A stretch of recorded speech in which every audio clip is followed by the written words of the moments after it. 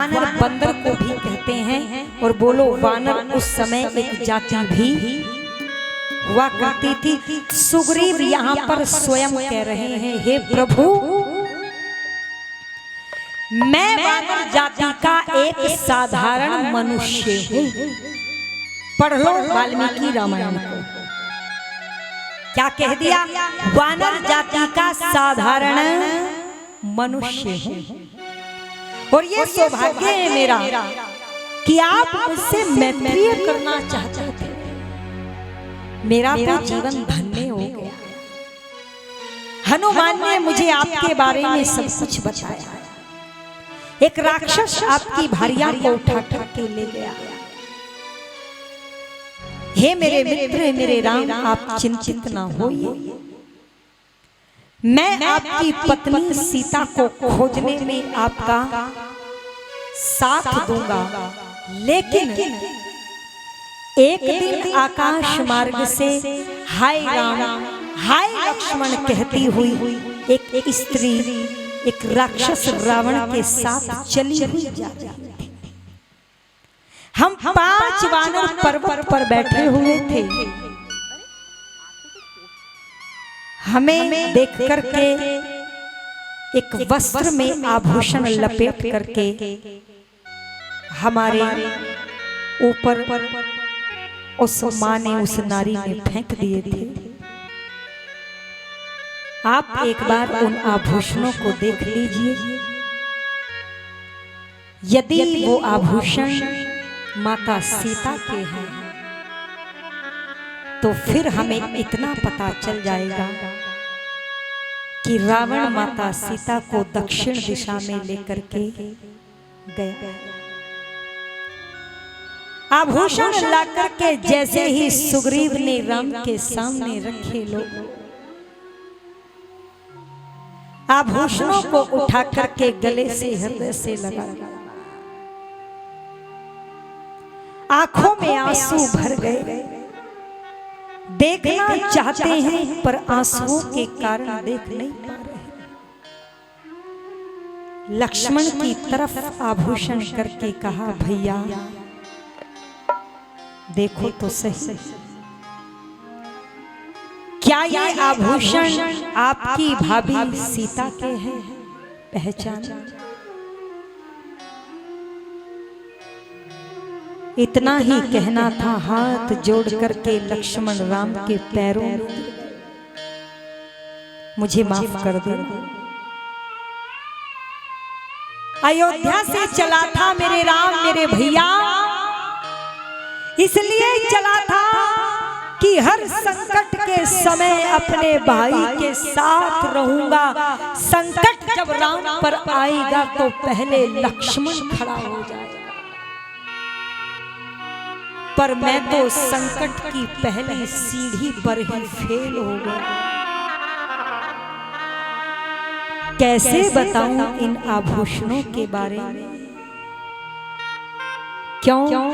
क्या कहता है कि ना हम जानामि के यूरे,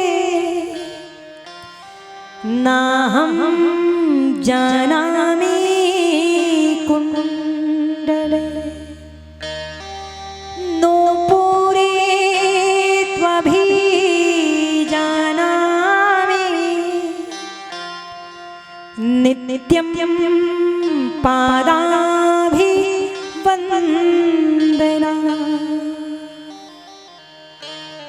भैया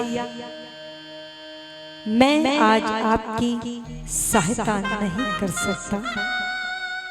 क्यों? क्योंकि कहता है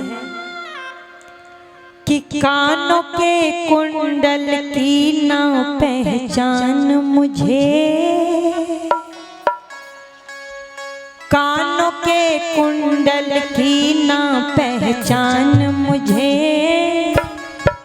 थोड़ा थोड़ा थोड़ा थोड़ा थोड़ा थोड़ा बिच्छुओं का है ध्यान मुझे।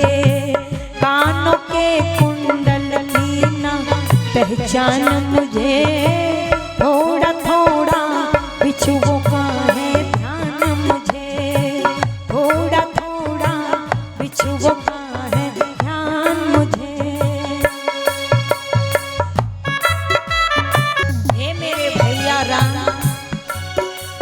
तो प्रातः काल उठ करके माता सीता के चरणों को छुआ करता था और बस ध्यान जाता था तो केवल पैर की अंगुलियों में पड़े हुए बिच्छुओं पर जाता था। इससे आगे तो मैंने कभी माता सीता को देखा ही नहीं, तो कैसे आपकी सहायता करूं। और क्या कहता है, संभवता वो चांदी के और मोहर लगी थी नीली, संभवता वो चांदी के और मोहर लगी थी नीली, उसके नग पर नीचे थी एक रेखा पीली पीली। कुछ कुछ ध्यान मुझे थोड़ा थोड़ा थोड़ा थोड़ा थोड़ा थोड़ा बिच्छुओं का है जान मुझे, कानों के कुंडल की ना पहचान मुझे, थोड़ा थोड़ा बिच्छुओं का है ध्यान मुझे।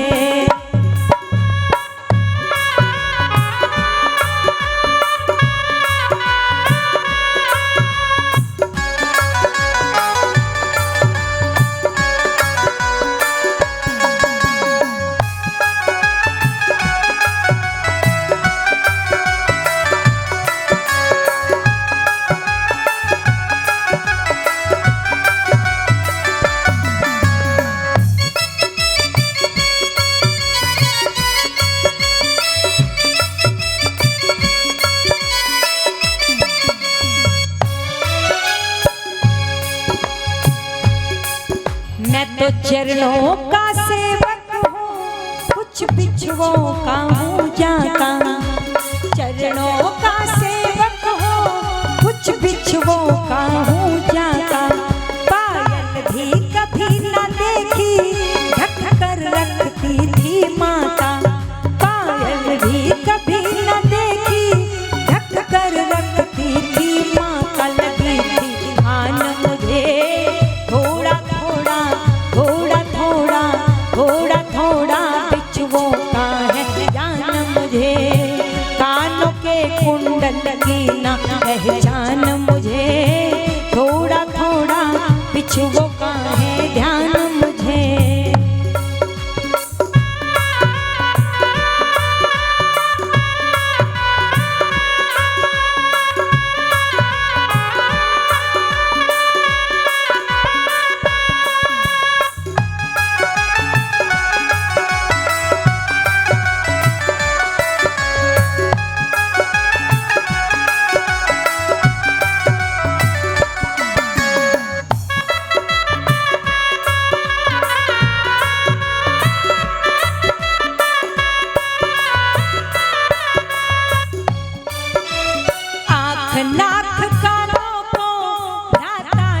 कभी न निहारा, आँख नाक कानों को भ्राता जी कभी न निहारा।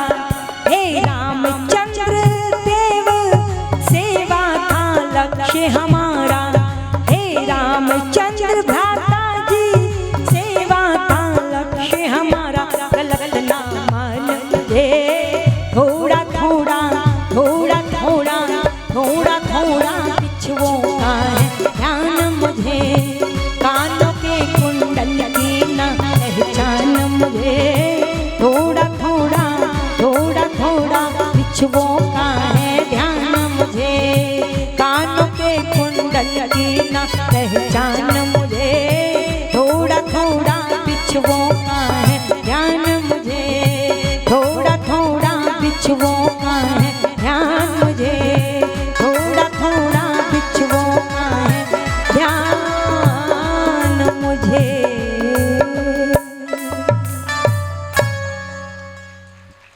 बोलिए सियावर श्री रामचंद्र महाराज की। बोले भैया पैर में भी यदि बिछवे हो तो दिखाइए, पैरों में पड़ी हुई पायल को भी पहचानता नहीं। ऐ लोगों, कितने संबंध थे राम के सीता को, लक्ष्मण के सीता के साथ में?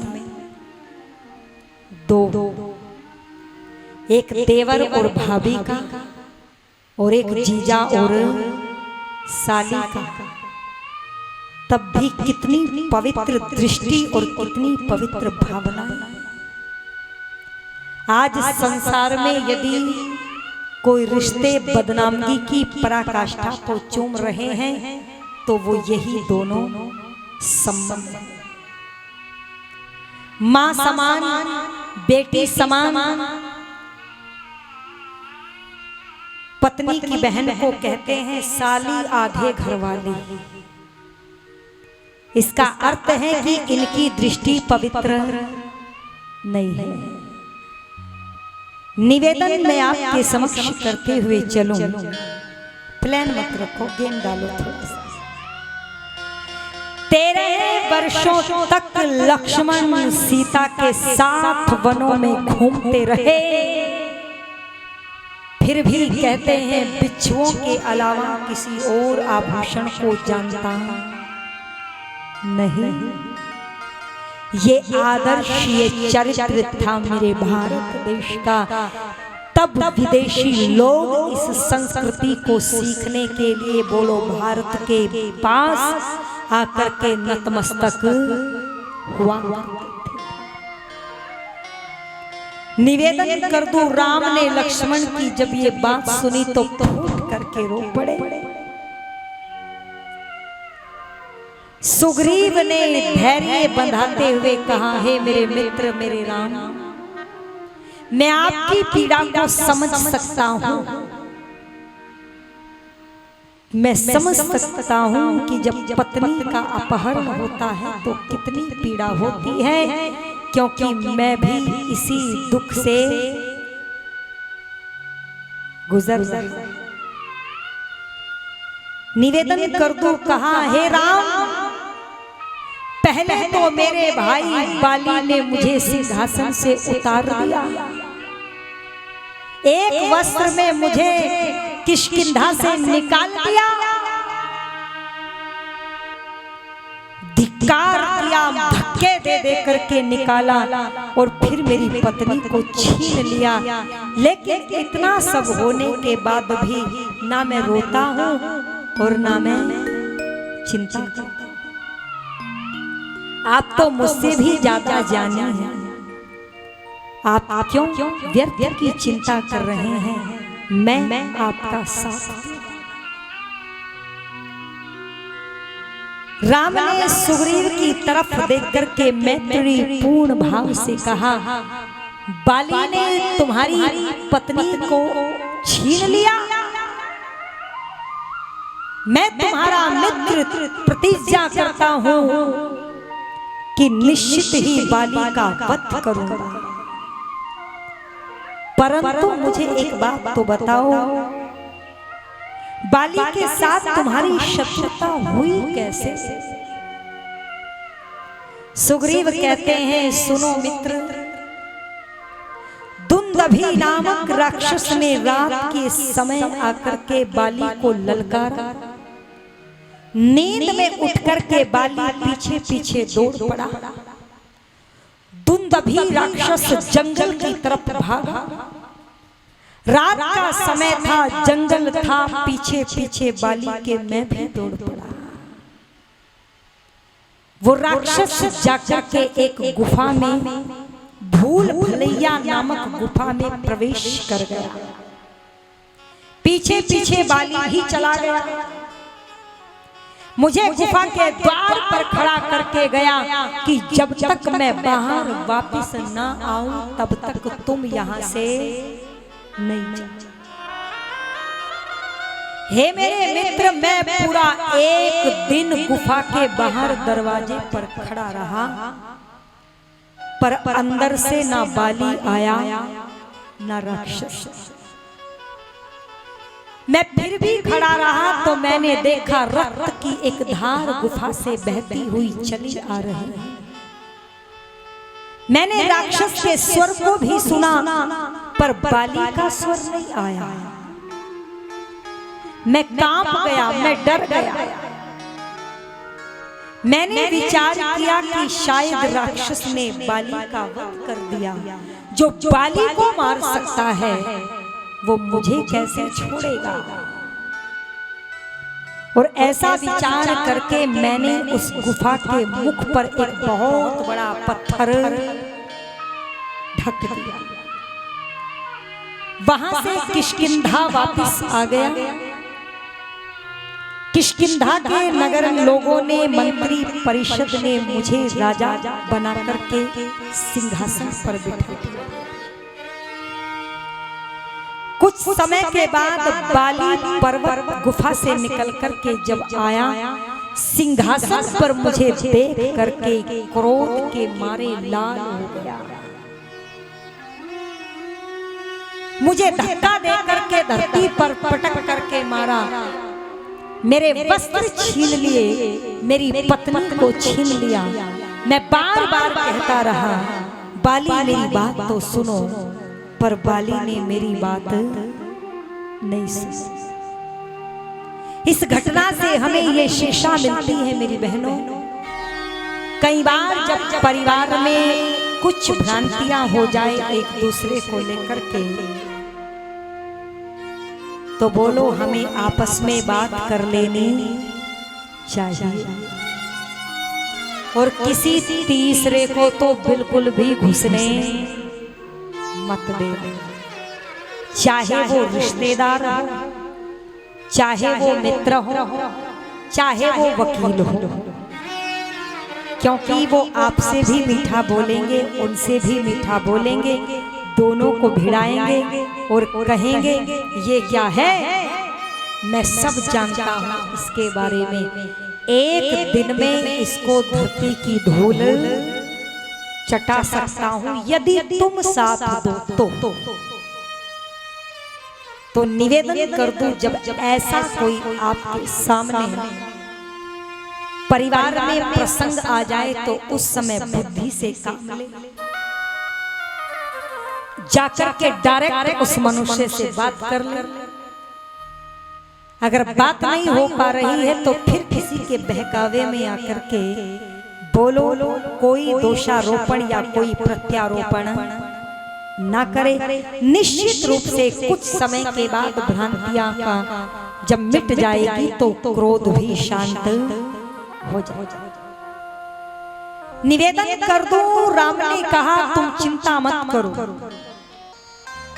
चलो एक काम करो, तुम जाकर के बाली को ललकारो। बाली की ललकारने की बात सुनी तो सुग्रीव ने कहा, राम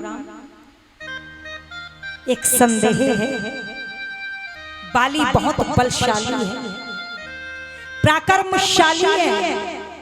ये साल के 7 वृक्ष को तुम देख रहे हो, इनको उखाड़ करके बाली फेंक देता है और एक तीर से एक पेड़ को बींध देता है।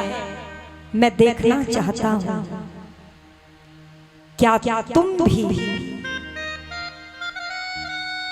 बाली का सामना कर पाओ।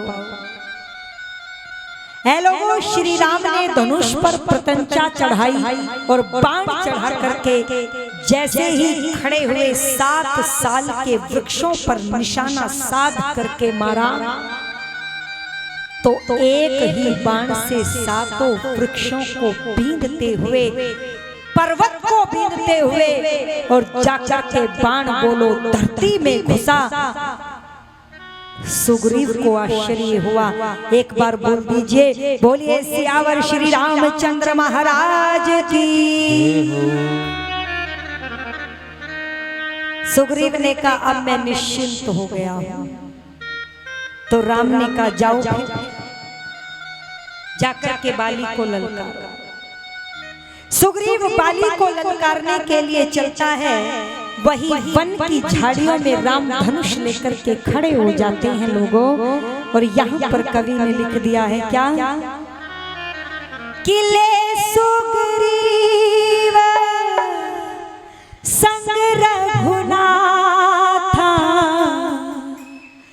ले सुग्रीव संग रघुनाथा, चले चाप सायक गई हाथा, चले चाप सायक गई हाथा। कभी रघुपति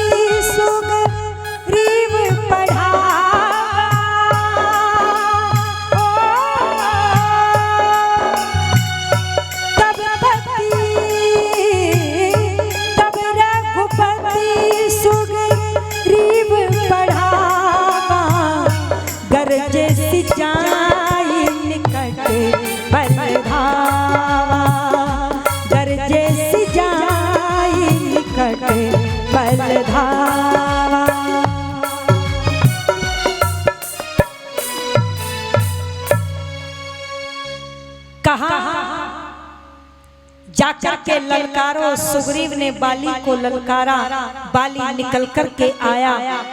बाली ने आकर के सुग्रीव को मारना प्रारंभ कर दिया। अब जब राम ने देखा तो बाली और सुग्रीव दोनों देखने में एक जैसे।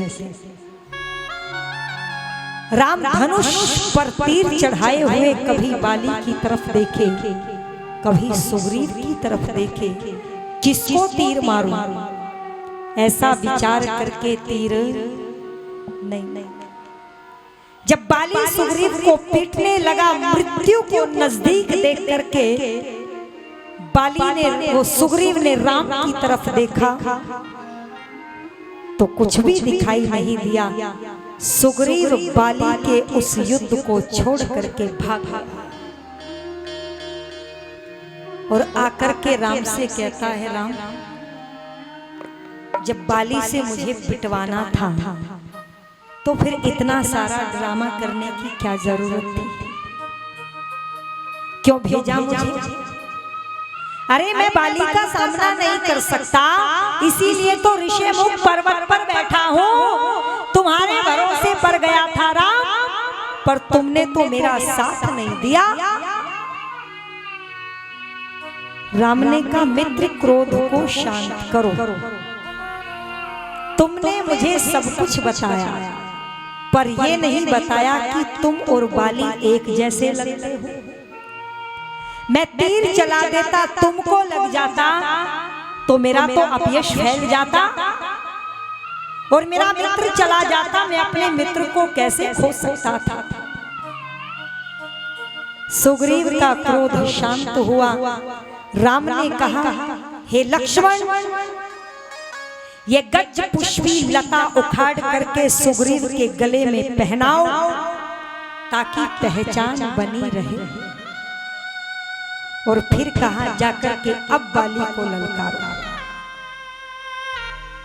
सुग्रीव ने कहा, आ जाना, अकेला मत छोड़ देना,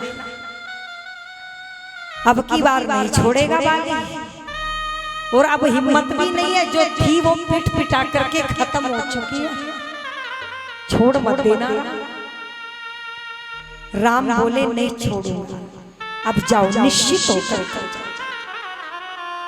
जाकर के फिर सुग्रीव ने बाली को ललकारा।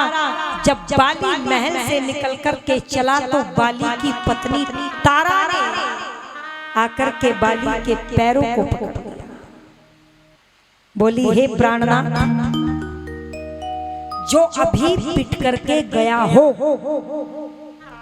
और फिर आकर के ललकारता हो और वाणी में अहंकार भरा हो, तो क्या आपको इसमें कोई षड्यंत्र नहीं दिखाई देता? पर बाली तो क्रोध में अंधा था। पत्नी के हाथ से पैरों को छुटा करके कहता है, तुम वापस महल में चली जाओ, ये मेरा काम है, मैं देख लूंगा, तुम्हें इसमें बोलने की आवश्यकता। कई बार कहते हैं ना, पत्नी सही सलाह भी देती हो तो कहते हैं ये मेरा काम है, औरतों का नहीं, तुम चुप रहो। पर कभी कभी पत्नी की बात भी बोलो मान लेनी चाहिए। देखो बाली ने नहीं मानी तो क्या हुआ। फिर तारा ने कहा, हाथ पकड़ करके बोली, प्राणनाथ सुनो तो सही, अंगद ने मुझे बताया था कि राजा दशरथ के 2 पुत्र वनों में घूमते हैं, बड़े बलशाली हैं, पराक्रमशाली हैं, कहीं सुग्रीव उनसे तो नहीं मिल गया।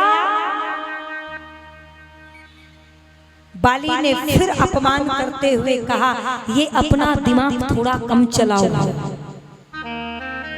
ये मेरा काम है, मैं खुद देख लूंगा, तुम जाओ।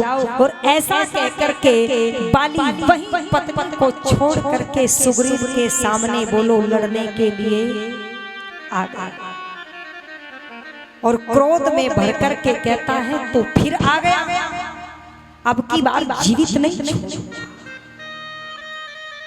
और जैसे ही मुक्का बना करके बाली ने सुग्रीव को मारा, इधर से सुग्रीव ने मुक्का बना करके जब मारना चाहा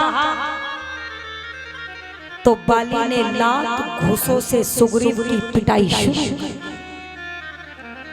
सुग्रीव बार बार राम की तरफ देखते, बाण आए बाण आए।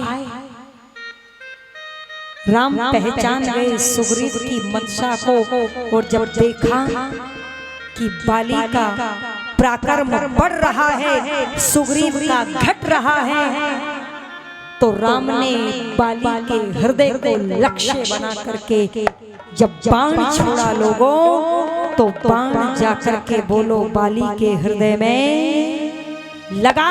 बोलिए सियावर श्री रामचंद्र महाराज की। घायल भूमि पर जब बाली पड़ा तो राम लक्ष्मण निकल करके आए। अब बाली ने एक बात कही, हे राम, मैंने तुम्हारा क्या बिगाड़ा था?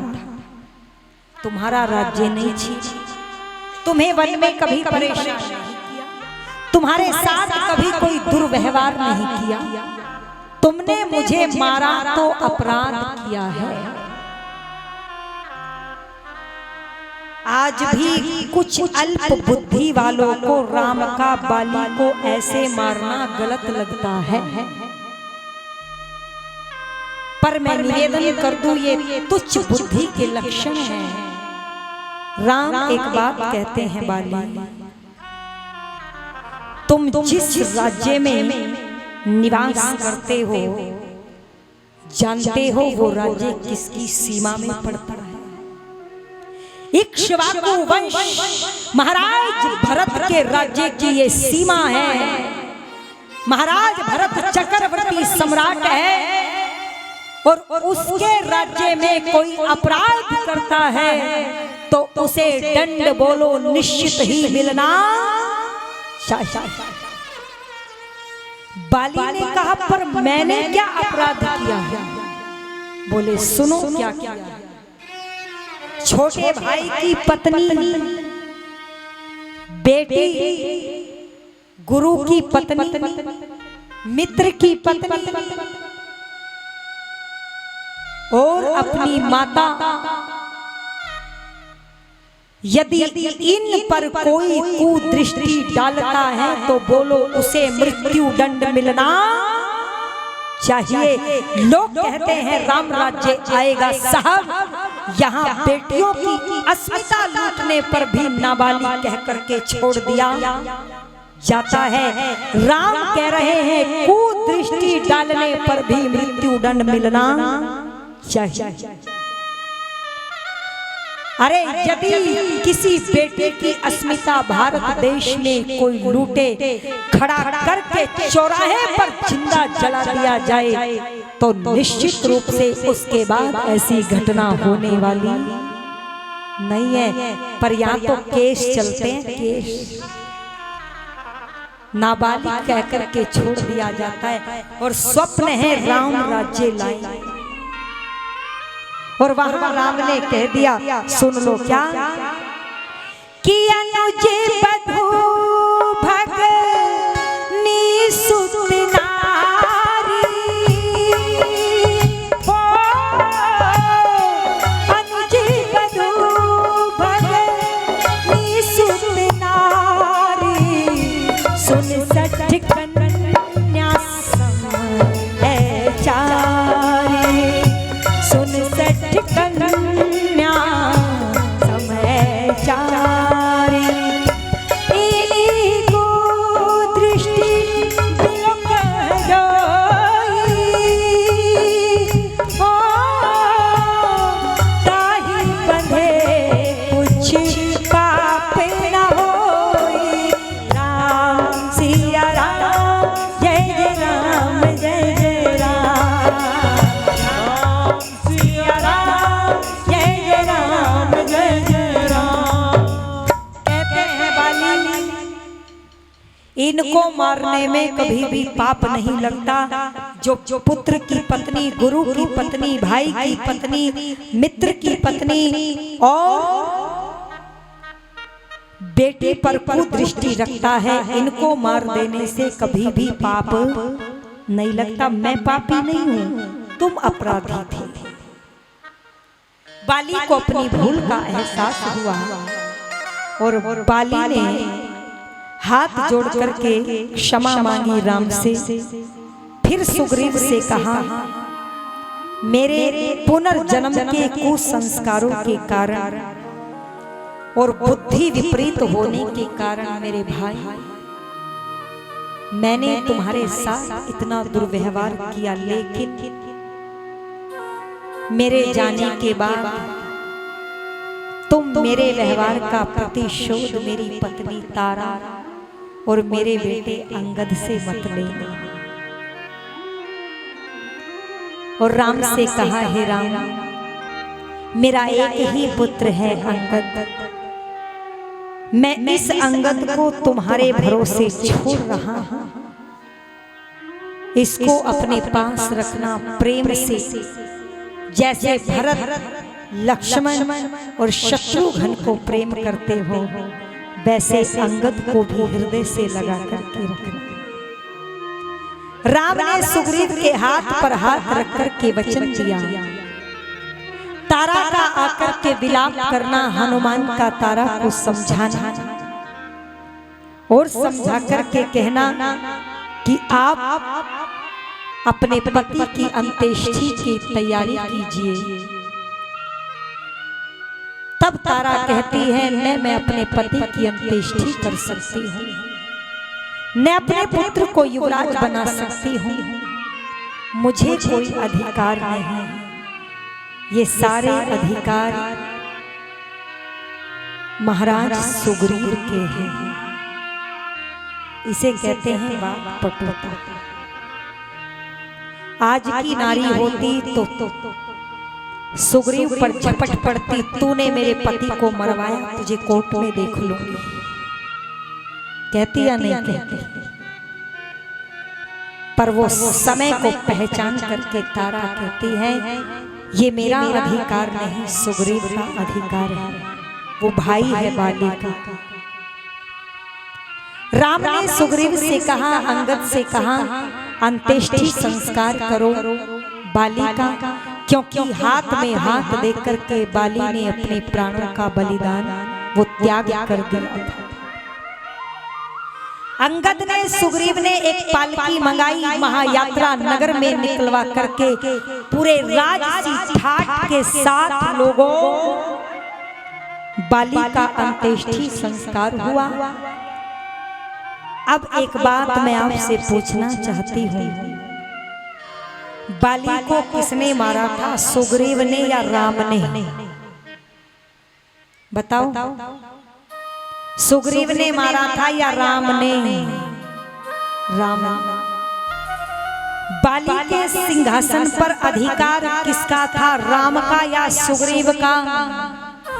राम, क्योंकि मारा किसने? राम। परंतु राम हनुमान और लक्ष्मण से कहते हैं, लक्ष्मण, पिता की आज्ञा का पालन करते हुए मैं नगर में नहीं जा सकता। वारे राम, वनवास तो अयोध्या से मिला था, अयोध्या भरत के लिए छोड़ी। दूसरी बार निषाद ने कहा, मेरे सिंहासन पर बैठो, तब ठोकर मार दी। और आज तीसरी बार बाली के सिंहासन को ठुकरा करके लक्ष्मण से कहते हैं, मैं नहीं नगर में जा सकता, इसलिए तुम अंगद को युवराज बनाओ और ये राज सिंहासन बोलो किसको दे दो, सुग्रीव को दे दो। बोलो सियावर श्री रामचंद्र महाराज की। ये था त्याग समर्पण। लोगों, यदि आज लूटने का मौका मिले तो कोई छोड़ता है? बोलो, ये जो 10 रुपए की लौकी बेचने के लिए, जिसको तुम घिया कहते हो, इंजेक्शन ठोक रहे हैं, क्या ये राम के भक्त हैं? विचार। ये जो 50 रुपए की हल्दी बेचने के लिए रंग मिला रहे हैं, क्या ये राम के भक्त हैं? वो एक नहीं, दो बार नहीं, 3 बार सिंहासन को ठोकर पर ठोकर मारता रहा और ये दावा करते हैं हम राम के भक्त हैं और काम बोलो रावण से भी गिरे हुए कर रहे हैं। किसी ने कहा साहब इस समाज में शरीफ कौन, तो कह दिया जिसको लूटने का नहीं मिला है मौका, बस वही शरीफ है। वरना जब कोरोना आया तब देखा कितने शरीफ थे लोग, 1000 रुपए का नोट लेकर के 700 रुपए दे रहे थे। और शराफत देखनी है तो हड़ताल कर दो बसों की, फिर देखना 20 रुपए किराया लगेगा तो रिक्शे वाले 200 रुपए मांगेंगे। और जब ऑक्सीजन सिलेंडर समाप्त हो गए, बेड समाप्त हो गए, तब देखना कितनी शराफत दिखाई दे रही थी दुनिया में लोगों। आदमी ही आदमी को छल रहा था, अरे आदमी ही आदमी को छल रहा था। मुद्दतों से यह कर्म चल रहा था। रोज हो रहे हैं चौराहों पर सीता के हरण, जबकि प्रतिवर्ष मेरे देश में रावण जल रहा है, जबकि प्रतिवर्ष मेरे देश में रावण जल रहा था। पर इसलिए रावण नहीं मरता क्योंकि रावण को जलाने वाले स्वयं रावण के भी बाप हैं, इसलिए रावण समाप्त नहीं होता। मैं निवेदन कर रही थी आपके बीच में, लक्ष्मण और हनुमान ने जाकर के अंगद को युवराज बना दिया, सुग्रीव को राजा बना दिया। अब वहां से लौट करके कहा राम ने, ये 4 मास चौमासा लग गया है, इस समय नदियां उफान पर होगी, महाराज सुग्रीव तुम राज करो, मैं इसी पर्वत पर रह करके निवास करता हूं।